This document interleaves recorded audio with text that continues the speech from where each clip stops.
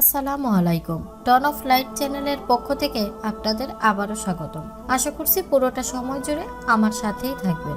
ফেরেশতারা অদৃশ্য জগৎ। মহান রাব্বুল আলামিন আল্লাহ তাআলা তাদেরকে নূর দিয়ে সৃষ্টি করেছেন। তারা মহান আল্লাহর নির্দেশ পালনে সর্বদা রত থাকেন। তারা আল্লাহ তাআলা যা আদেশ করেন তা অমান্য করে না এবং যা করতে আদেশ করা হয় তাই করে। সূরা তাহরিম আয়াত 6। তারা শুধুমাত্র মহান আল্লাহ তাআলার ইবাদতের জন্য সৃষ্টি এবং যে কোনো প্রকার পাপ, হিংসা, লোভ, লালসা, ঘুম যাবতীয় কিছু তাদের স্পর্শ করতে পারে না। ফেরেশতার ইংরেজি প্রতিশব্দ অ্যাঞ্জেল।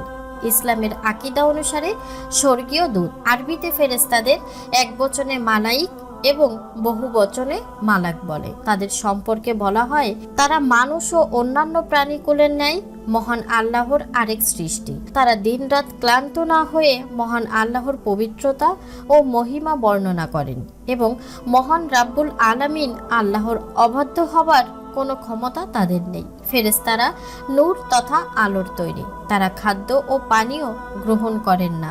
তারা পবিত্র স্থানে অবস্থান করেন। তারা যে কোনো স্থানে গমনাগমন ও আকৃতি পরিবর্তনের ক্ষমতা রাখেন। ইসলাম, খ্রিস্টান ও ইহুদি ধর্ম ছাড়া হিন্দু ধর্ম সহ অন্যান্য ধর্মেও ফেরেশতাদের তথা স্বর্গীয় দূতদের অস্তিত্বের কথা বলা হয়েছে। ফেরেশতারা নূরের তৈরি। ফেরেশতাদের মাঝে লিঙ্গ বৈষম্য নেই। তারা নারীও নয় আবার পুরুষও নয়। মক্কার মুশরিকরা ফেরেশতাদেরকে মহান আল্লাহর কন্যা বলে বিশ্বাস করত। সে প্রসঙ্গে মহান রাব্বুল আলামিন আল্লাহ তাআলা পবিত্র কোরআনে বলেন, তোমাদের পালনকর্তা কি তোমাদের জন্য পুত্র সন্তান নির্ধারিত করেছেন এবং নিজেদের জন্য ফেরেশতাগণকে কন্যারূপে গ্রহণ করেছেন? নিশ্চয়ই তোমরা গুরুতর গর্হিত কথাবার্তা বলছো। সূরা আল ইসরা আয়াত 40। ফেরেশতাদের প্রকৃত গঠনগত রূপ কেমন তা একমাত্র মহান আল্লাহ তাআলাই জানেন। তবে তারা মানুষের আকৃতি ধারণ করতে সক্ষম। সুতরাং হযরত জিবরাইল আলাইহিস সালাম ছেলেও নন আবার মেয়েও নন। দৈহিক গঠনগত দিক থেকে তিনি লুকায়িত এবং অজ্ঞাত। এতটুকু জানা যায় যে তিনি নূরের দ্বারা তৈরি। অতএব হযরত জিবরাইল আলাইহিস সালাম দেখতে কেমন তা সুনির্দিষ্ট করে বলা যাবে না। যতদূর জানা যায় হযরত জিবরাইল আলাইহিস সালামের 650টি পাখা আছে। আবার রাসূল সাল্লাল্লাহু আলাইহি ওয়াসাল্লাম যখন সিনা পবিত্র করা হয়েছিল তখন হযরত জিবরাইল আলাইহিস সালাম সাদা কাপড় পরা মানুষের আকৃতি ধারণ করেছিলেন। যখন রাসূল সাল্লাল্লাহু আলাইহি ওয়াসাল্লামের নিকট ওহী নিয়ে আসতেন তখন বেশিরভাগই দাইয়াতু কাবলি রহমতুল্লাহ আলাইহি এর রূপ ধারণ করে আসতেন। সুতরাং বলা যায় ফেরেশতাদের নির্দিষ্ট রূপ নেই। মহান আল্লাহ তাআলা যখন যে রূপ ধারণ করতে বলেন তারা তখনই সেই রূপ ধারণ করেন। ফেরেশতাদের মধ্যে 4 জন প্রধান ফেরেশতা আছেন যারা মহান আল্লাহ পাকের আদেশে বিশেষ বিশেষ কাজে নিবিষ্ট আছেন। 4 জনের প্রথম জন হলেন হযরত জিবরাইল আলাইহিস সালাম।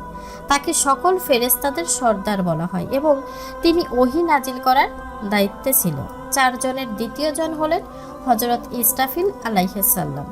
তার দায়িত্ব মহান আল্লাহর নির্দেশ ক্রমে কিয়ামতের দিন সিংগায় ফুৎকার দেওয়া। হযরত ইসরাফিল আলাইহিস সালাম সিংগায় ফুৎকার দেওয়ার সঙ্গে সঙ্গে কিয়ামত সংঘটিত হবে। তৃতীয় জন হলেন হযরত মিকাইল আলাইহিস সালাম। তার কাজ হচ্ছে বৃষ্টি বর্ষণ, উদ্ভিদ উৎপাদন প্রভৃতি কাজে নিয়োজিত। এছাড়াও বজ্রপাত ঘটানোর কাজও হযরত মিকাইল আলাইহিস সালামের হাতে। চতুর্থ ও সর্বশেষ জনের নাম হলো হযরত আজরাইল আলাইহিস সালাম, যিনি মালাকাল মউত নামেও পরিচিত। মহান আল্লাহ পাকের আদেশে প্রাণীকুলের জান কবজের কাজে তিনি নিয়োজিত। এই 4 জন ব্যতীত সর্বশক্তিমান মহান আল্লাহ তাআলা অগণিত ফেরেশতা সৃষ্টি করেছেন। তাদের প্রত্যেকেই কোনো না কোনো কাজে দায়িত্বরত রয়েছেন।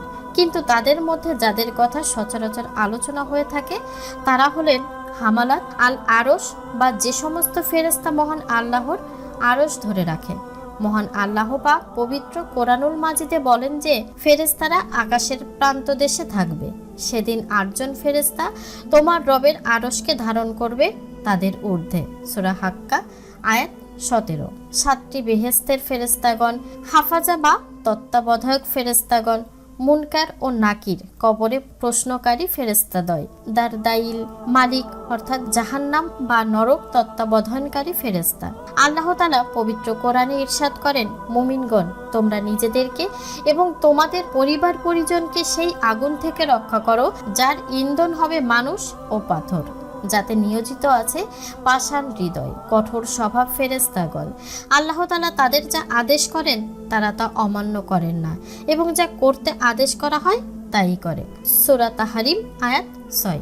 রিজওয়ান, জান্নাত বা স্বর্গ তত্ত্বাবধানকারী ফেরেশতা, নিয়ম শৃঙ্খলা পালনকারী ফেরেশতাগণ। এছাড়াও বিশেষ দুজন ফেরেশতা কিরামুন ও কাতিবিন প্রতিজন মানুষের ভালো মন্দ কাজের হিসাব রাখেন। পবিত্র কোরআন মাজিদে বলা আছে, স্মরণ করুন, দুই ফেরেশতা ডানে ও বামে বসে তার আমল গ্রহণ করে। সে যে কথাই উচ্চারণ করে তাই গ্রহণ করার জন্য তার কাছে সদা প্রস্তুত প্রহরী রয়েছে। সূরা কাফ আয়াত 17 থেকে 18। সবশেষে বলা যায়, ফেরেশতাদের মাধ্যমেই মহান আল্লাহ তাআলা নবী রাসূলগণের নিকট আসমানি কিতাব ও প্রত্যাদেশ প্রেরণ করেছেন।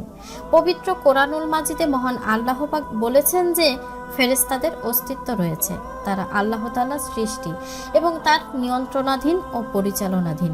তারা তার আগ বাড়িয়ে কোনো কথা বলে না আর তার নির্দেশেই তারা কাজ করে যায়। সূরা আম্বিয়া আয়াত 26 থেকে 27। মহান রাব্বুল আলামিন আল্লাহ তাআলা বান্দার আমলনামা লিখার কাজেও ফেরেশতাদের নিযুক্ত করেছেন। রাব্বুল আলামিন তোমাদের উপর নিযুক্ত রয়েছে ফেরেশতারা, যারা সম্মানিত লেখক, তারা তোমাদের কার্যকলাপ সম্পর্কে অবগত। সূরা ইনফিতার আয়াত 10 থেকে 12। ফেরেশতারাই রাসূলুল্লাহ সাল্লাল্লাহু আলাইহি ওয়াসাল্লামের প্রতি পঠিত দরুদ ও সালাম তার নিকট পৌঁছান। ফেরেশতার মাধ্যমেই বান্দার মৃত্যুর সময় রূহ কবজ করান, দুনিয়াতে প্রয়োজনের প্রেক্ষিতে বৃষ্টি বর্ষণ করান ফেরেশতাদের মাধ্যমে। দুনিয়াতে মুমিন বান্দার জন্য মাগফিরাত কামনায় তিনি ফেরেশতা নিযুক্ত করে রেখেছেন। সর্বোপরি মহান আল্লাহ তাআলা এ ফেরেশতার সিংহায় ফুৎকারের মাধ্যমে পৃথিবীতে কিয়ামত ঘটাবেন, আবার কিয়ামত পরবর্তী পুনরুত্থান ঘটাবেন। হাসরের ময়দানে এ ফেরেশতাদের মাধ্যমেই মহান আল্লাহ বান্দার ভালো মন্দ কাজের সাক্ষ্য নেবেন। আর তাই মহান আল্লাহ তাআলা ফেরেশতাদের প্রতি বিশ্বাস স্থাপনকে ঈমানের অংশ নির্ধারণ করেছেন, যা পবিত্র কোরআন এবং হাদিসে সুস্পষ্ট ভাষায় বর্ণিত রয়েছে। তাই ফেরেশতারা মহান আল্লাহর অনুগত সৃষ্টি, অন্তরে এ বিশ্বাস রাখা প্রত্যেক মুসলমানের ওপর আবশ্যক। মহান রাব্বুল আলামিন আল্লাহ তাআলা মুসলিম উম্মাহকে ফেরেশতাদের প্রতি বিশ্বাস স্থাপন করে তার আনুগত্য, তাদের অবস্থানের নমুনা পবিত্র কোরআনের বিধান পালনে নিজেদের জীবনে বাস্তবায়ন করার তৌফিক দান করুন। আমিন। ভিউয়ার্স, আজ এই পর্যন্তই। আশা করছি ভিডিওটি আপনাদের ভালো লাগবে। পরবর্তী ভিডিও দেখার আমন্ত্রণ জানিয়ে আজকের মতো এখানেই শেষ করছি। আল্লাহ হাফেজ।